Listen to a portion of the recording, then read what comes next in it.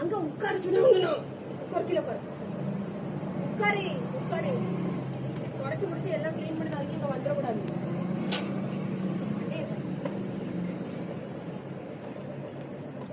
கீழே பாரு, வெளில வரக்கூடாது. உட்கார் உட்காரு சொல்றதுனா இல்லையா? உட்காரு.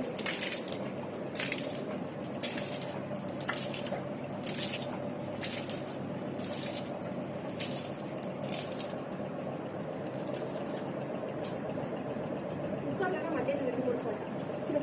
எந்திரிச்சு வரக்கூடாது. உட்காந்துக்கணும். அங்கே கிளீன் பண்ணி எல்லாம் காண்டதுக்கு அப்புறம் வெளில வந்து உட்காந்து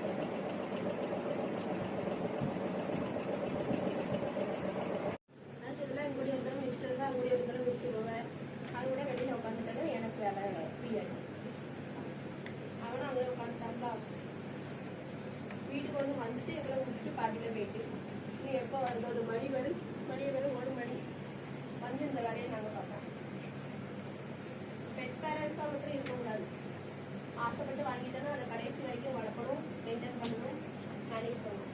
அது நான் மட்டும்தான் தெரியும், வேற யாரும் செய்யப்பட்டாங்க. ஏன்னா நான் தான் வளர்க்கணும். ஆனால் அவங்க கொஞ்சுவாங்க. யார்ட்டையும் சோ காமிக்கிறதுக்குன்னா பந்தாவாக கூட்டிகிட்டு போவாங்க. எங்க வீட்டுல நோய் இருக்கு அப்படின்னு சொல்லி கெத்தா பேசிடுவாங்க. ஆனா பண்ணுறது, பார்க்கறது, சாப்பாடு கொடுக்கறது, அவனை மெயின்டைன் பண்ணுறது எல்லாம் எங்க கடமை ஒன்லி மற்றும் நான்.